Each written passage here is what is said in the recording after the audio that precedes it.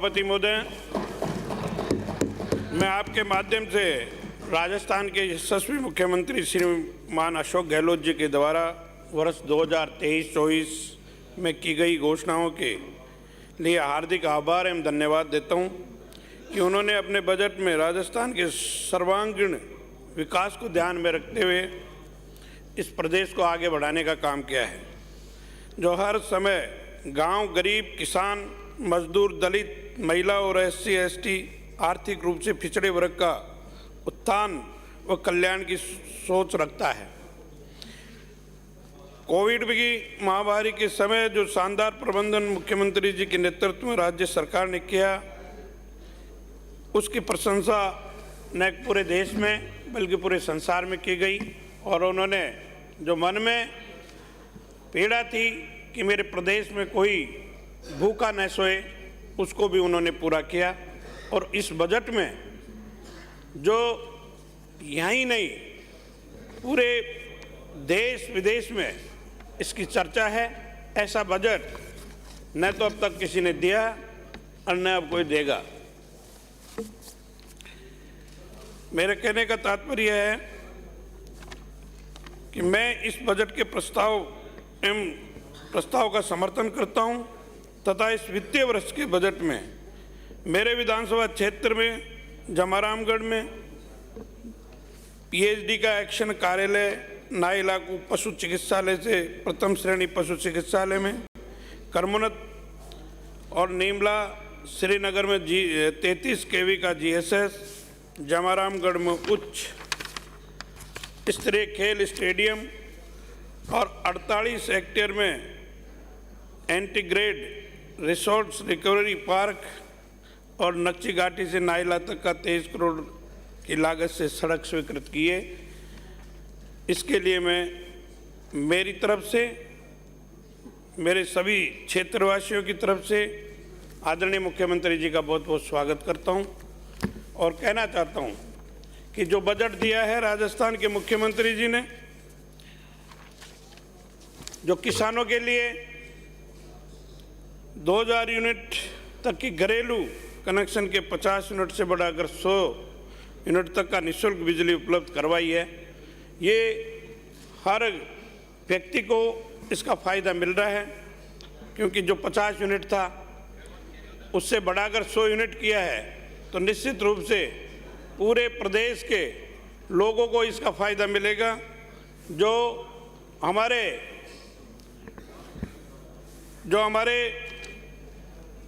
किसान भाई है, उनको पूर्ण रूप से उनका बिल माफ़ किया गया है। मैं ये कहना चाहता हूं कि जो हमारे चिरंजीवी योजना है, उस चिरंजीवी योजना में एक बहुत बड़ा काम किया है, जो 10 लाख से सीधा 25 लाख रुपए तक का उन्होंने निःशुल्क इलाज की घोषणा की है। साथ में जो 5 लाख रुपए का बीमा था, उसको बढ़ाकर 10 लाख रुपए तक का किया है। ये इस राजस्थान में नहीं, पूरे प्रदेश में ऐसी कहीं योजना नहीं है। मैं सभी जो प्रदेश की जनता है, उनकी तरफ से मैं मुख्यमंत्री जी को धन्यवाद देना चाहता हूं कि उन्होंने जिस प्रकार से काम किया है और आगे करने जा रहे हैं, ये प्रदेश की जनता के हित के बारे में सोचने का काम मुख्यमंत्री जी ने किया है। और जो युवाओं के लिए उन्होंने काम किया है, सभी बोर्ड, निगम, यूनिवर्सिटी के कर्मचारियों को पीएफ ओल्ड पेंशन स्कीम का लाभ मिलेगा। ये पहली बार किया गया है। पहले ओल्ड पेंशन सरकारी कर्मचारियों को दिया गया था, अब बोर्ड और निगमों को भी दे रहे हैं। संविदा कर्मचारियों को पहले एक्सपीरियंस की गिना जाएगा। कंट्रैक्शन सर्विस रूल्स के पुराने अनुभव का लाभ मिलेगा।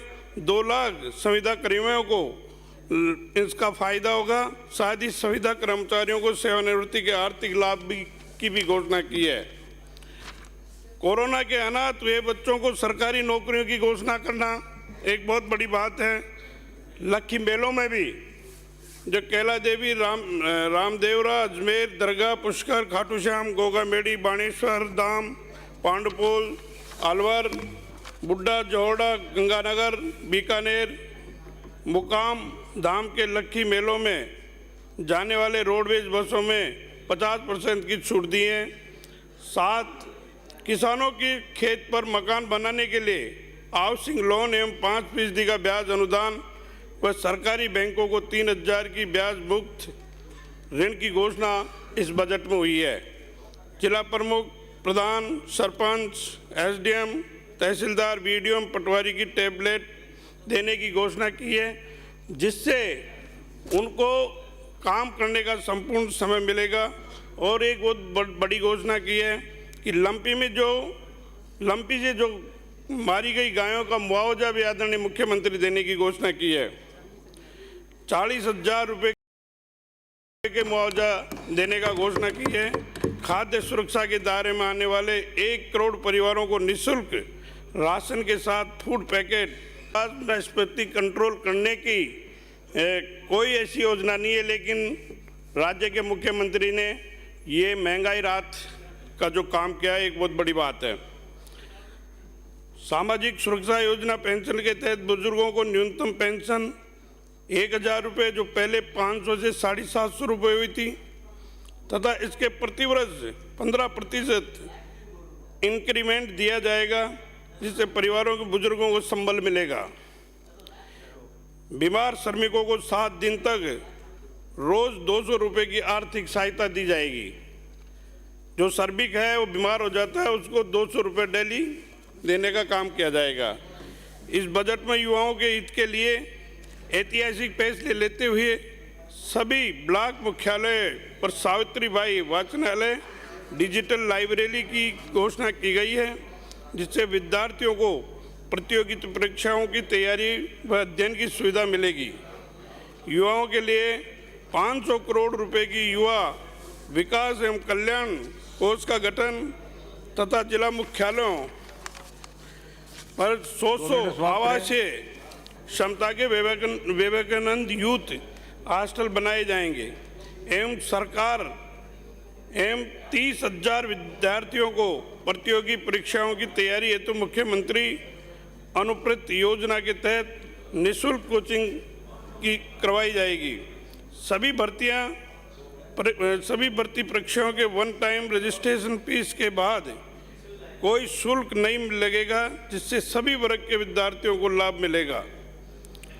पेपर लीक की घटनाएं भी हुई है और उसके लिए विपक्ष ने काफ़ी कुछ कहा है, लेकिन हमारी सरकार ने एसओजी के अधीन एसटीएफ का गठन किया गया, जिससे इसमें रोकथाम की जाएगी। वर्तमान सरकार में कार्यालय में 1,42,000 अधिक नियुक्तियां दी जा चुकी हैं। 1,81,000 के अधिक प्रक्रियाधीन हैं।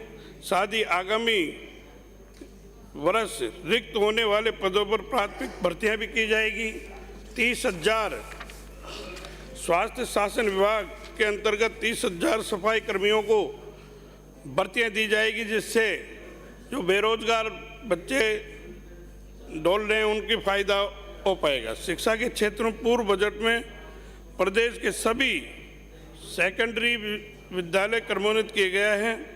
2000 अंग्रेजी माध्यम विद्यालय खोले गए हैं, जिससे हर ग्रामीण क्षेत्र में इस अंग्रेजी विद्यालयों के लिए मैं तो ये कहना चाहूँगा कि ये इंग्लिश मीडियम जो विद्यालय खोले गए हैं, इन विद्यालयों से पूरे